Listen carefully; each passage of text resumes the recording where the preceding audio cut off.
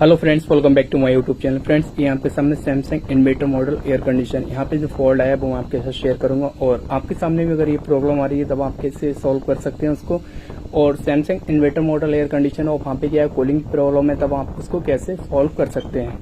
आपको क्या करना है, इस वीडियो को स्किप नहीं करना है, वीडियो को पूरा कंप्लीट वॉच कर लेंगे तो उसके बाद आपको इन्फॉर्मेशन मिल जाएगी। अभी क्या करते थे, हम इस एसी को ऑन करते थे। जब ऑन करते थे उसके बाद क्या होता है, इसका फैन मोटर चल जाता था, कभी कभी ऑटो यूनिट भी चल जाता था। तो इसमें जो फॉल्ट था वो कूलिंग का, थोड़ी बहुत देर कूलिंग करता था, उसके बाद कभी कूलिंग नहीं करता था। ये दिक्कत आ रही थी इस Samsung inverter model air condition में। तो आपके सामने भी अगर ये फॉल्ट आ रहा है तब आप उसको कैसे सॉल्व कर सकते हैं। तो सबसे पहले तो आप देख रहे हैं ऑटो यूनिट में जो मैंने पीसीबी किया ऑन कर दिया, अभी क्या रनिंग कंडीशन में कोई दिक्कत नहीं है। बट इसमें जो फॉल्ट आ रहा था वो मैं आपके साथ शेयर करूंगा। यहाँ पे जो दिक्कत थी वो ये थी कि इसकी जो लाइट बिलिंग होती है, ग्रीन लाइट और रेड लाइट और येलो लाइट, तो ये दोनों लाइटें जल रही थी, red light and green light. और वहां पे जो येलो लाइट थी वो बार बार ग्लो कर रही थी, बार बार बिलिंग कर रही थी। तो येलो लाइट जब बिलिंग करती है तो वहां पे क्या फॉल्ट होता है। तो यहाँ पे जो फॉल्ट था वो बिल्कुल डिफरेंट फॉल्ट था, क्योंकि कभी कभी ऐसा होता था इसका ऑटो यूनिट चल जाता था, फैन मोटर भी चल जाता था, तो वहां पे कूलिंग करता था थोड़ी बहुत देर। फिर उसके बाद अचानक से क्या होता था कि इसका ऑटो यूनिट और इसका जो फैन मोटर है वो फौरन बंद हो जाता था। कोई दिक्कत भी नहीं थी, अपने आप स्टार्ट होना, अपने आप बंद होना। तो यहाँ पे जो फॉल्ट ट्रेस किया था वो ये किया था, इसकी जो है जब ऑटो यूनिट नहीं चल रहा था, फैन मोटर भी नहीं चल रहा था, तब वहां पे क्या फॉल्ट था। इसकी जो येलो लाइट होती है वहां पे बहुत ज्यादा गिलिंग कर रही थी, ग्लो कर रही थी, वहां पे बिलिंग कर रही थी येलो लाइट। रेड लाइट और ग्रीन लाइट कंटिन्यू जल रही थी और जो येलो लाइट होती है वो बिलिंग कर रही थी कंटिन्यू। इसी वजह से वहां पे ऑटो यूनिट नहीं चल रहा था।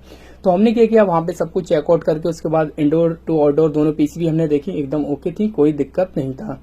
तो उसके बाद हमने देखा कि इसका जो कंप्रेसर है, कंप्रेसर की वाइंडिंग को चेकआउट करा, वहां पे वो भी ठीक थी। और इसका जो कंप्रेसर की शॉर्टेज है बॉडी से वो भी हमने ट्रेस करी और ठीक थी, वो कोई दिक्कत नहीं थी। उसको चेकआउट करके उसके बाद देखा वो ठीक था। उसके बाद फैन मोटर को हमने चेक करा कि फैन मोटर अगर फॉल्टी होगा तब भी आपका कंप्रेसर नहीं चलेगा। तो हमने फैन मोटर को देखा, वो भी एकदम ठीक था, उसकी वाइंडिंग भी ओके थी, कोई दिक्कत नहीं थी। उसकी बॉडी से शॉर्टेज चेक करी, वो भी ठीक थी, कोई दिक्कत नहीं थी। अगर आप वीडियो लिस्ट ये प्रैक्टिकली वीडियो देखना चाहते हैं तो आप वीडियो लिस्ट में जाके देख सकते हैं कि कंप्रेसर जो इन्वर्टर मॉडल एयर कंडीशन है उनमें आप कैसे चेकआउट कर सकते हैं, फैन मोटर कैसे चेकआउट कर सकते हैं और उसका जो कंप्रेसर है वो कैसे चेकआउट कर सकते हैं। तो यहाँ पे क्या था, सब कुछ ठीक था, ओके था, कोई दिक्कत नहीं थी। बट जो दिक्कत थी वो अब आप सुने, जब येलो लाइट बिलिंग करती है, कंटिन्यू बिलिंग करती है, तो वहां पे जो एरो कोड होता है वो कम्युनिकेशन वायर का होता है। तो यहाँ पर भी यही फॉल्ट था कम्युनिकेशन वायरिंग का। वट फॉल्ट ये था कि इसका जो लीड थी, जो वायरिंग थी, वो एकदम प्रॉपर तरीके से कभी कभी ऑन कर देती थी और कभी ऑन नहीं करती थी। तो इसके बाद हमने क्या, इंडोर की पीसीबी को चेकआउट करा कि वहां से कम्युनिकेशन जो है सप्लाई आउट हो रही है, कंप्रेसर को जो वायर आउट करती है, सीपी वायर जिसे हम बोलते हैं, वो सप्लाई वहां तक आउट हो रही है या फिर नहीं हो रही है। बट वहां तक सप्लाई आ रही थी और लाइन न्यूट्रल जो हमने चेक करा ऑटो यूनिट पर वो भी सप्लाई ओके थी, कोई दिक्कत नहीं थी। तो इसकी जो वायरिंग थी हमने स्टेप बाय स्टेप मीटर लिया, कंटिन्यूटी की रेंज पे सेट करा, उसके बाद एक एक वायर हमने ट्रेस करा, चेक करा, उसको एकदम ठीक था, क्वांटिटी बता रहा था। उसके बाद भी फिर भी यही दिक्कत आ रही थी, बार बार चलता था फिर रुक जाता था, चलता था कभी कभी चल जाता था, कभी कभी दो तीन दिन नहीं चलता था।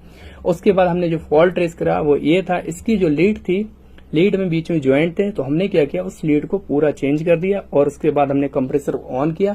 फिर उसके बाद हमने कंटिन्यू कंप्रेसर चलाया। उसके बाद मैंने आउटपुट जो पूछी कस्टमर से 3 दिन के बाद, तब भी उन्होंने ये बोला कि एकदम ओके, कोई दिक्कत नहीं है। तो कभी भी आपके सामने अगर ये फॉल्ट आ रहा है कि आपका जो इंडोर की पीसीबी ओके है, आउटडोर यूनिट की पीसीबी ओके है, फिर भी उसके बाद यही दिक्कत आ रही है कि आपका जो कंप्रेसर है कभी चल जाता है कभी नहीं चलता है, तो आप क्या करें, उस लीड को पूरा चेंज कर दें। 3 कोर 4 कोर वायर जो होती है उसको चेंज कर दें, उसके बाद जो प्रॉब्लम है आपकी सॉल्व हो जाएगी। बाकी आप एरो कोड जो होते हैं ऑटो जो जितने भी आपके, चाहे वो कोई सी कंपनी हो, आपकी सैमसंग हो, एलजी हो, तो वहां पे क्या ऑटो यूनिट के जो पीसीबी पैनल लगा होता है वहां पे क्या है, ये सारा नोट कर दिया है, कंपनी ने मेंशन करके दिया है कि कौन सी लाइट से क्या एरर है, वहां पे कितनी बार बिलिंग करती है। तो आप इसको देख सकते हैं, जो मैं आपको आपके सामने दिखा रहा हूं, तो आप देख लें इसको, वरना पॉज करके भी देख सकते हैं वीडियो को, या फिर आप स्क्रीनशॉट ले सकते हैं। तो यहाँ से आपके सामने भी अगर ऑटो यूनिट में लाइट बिलिंग करती है, रेड बिलिंग या फिर येलो बिलिंग करती है या फिर ग्रीन बिलिंग करती है, तो वहां पे क्या फॉल्ट होता है, क्या प्रॉब्लम होती है, तो आप इसको देख के इसके अकॉर्डिंग आप ठीक कर सकते हैं। तो आप इसको देख लें या फिर स्क्रीनशॉट ले लें। उसके बाद आप कभी भी अगर कोई भी inverter model air condition condition है, तो वहां पे सबसे पहले आप देख लें कि उसमें लाइट कौन सी बिलिंग कर रही है ऑडियो यूनिट में। कभी कभी ऐसा होता है डिस्प्ले पे जो डिस्प्ले एरर नहीं देती है, तो वहां पे ऑडियो यूनिट की जो पीसीबी होती है वहां पे लाइट ग्लो करती है, लाइट बिलिंग करती है, तो वहां पे आप उससे देख के उसके बाद ऑडियो यूनिट पे जो मेंशन करके देती है कंपनी पैम्पलेट, वहां पे नोट कर रखा होता है, तो आप उसको देख के उसको ठीक कर सकते हैं।